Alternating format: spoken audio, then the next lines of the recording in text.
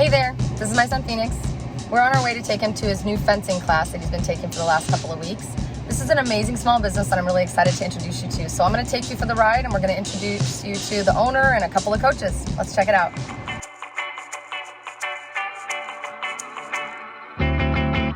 We've been open here since 2020. We are the only three-weapon school in basically for 500 miles. There's a few in California. My name's Alex Lee. I'm a doctor. I'm an anesthesiologist here in Las Vegas. And we opened this mostly for my kids. My kids love fencing, and unfortunately the school that we were at went out of business. And so we started it here. Right now we have about 115 students, and it's grown from here. We've built a really nice community. We have tremendous coaches here. So when I met the coaches, I met them in the most random places.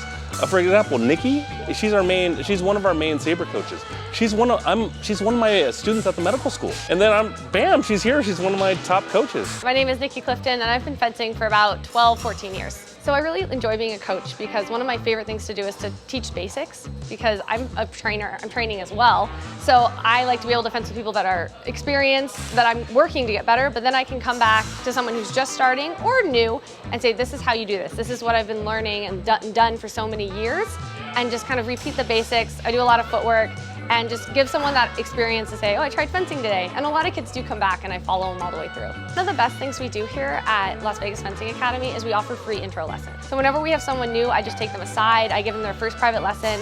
There's no strings attached, that's what I love. You know, we give them all the information to sign up for classes, but I'm totally happy just giving them that experience of that first time deal. And then if they do decide to continue, it's not as much of an investment where you have to buy all this gear. We offer club gear, as most clubs do, and so I show them where everything is and they find their sizes. And then as they get more and more serious and go to tournaments, then they kind of upgrade to that next step of having their own stuff that they take around with them and they know how it fits. James has done so much for us as well. James is a legacy, so he was with the old club and he came over to us, and at first I had him in a small role, and it's really grown, and he's kind of taken over this place.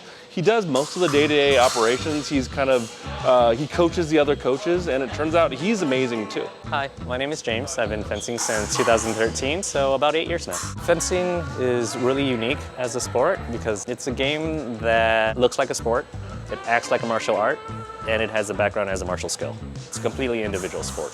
What you do on the strip between those 14 meters of metal is entirely an expression of the things you notice, how you respond to stimuli, and the expression of your skill.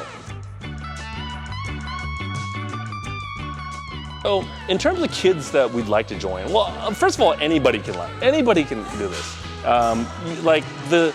I think the kids that we're really looking for are the kids that are not classically athletic. You know, one of the weird dichotomies that exists all throughout school is either you're a jock or you're not. You're an athlete or you're a nerd. And we both know as adults that's ridiculous. That's not true. Did you put in the time or not?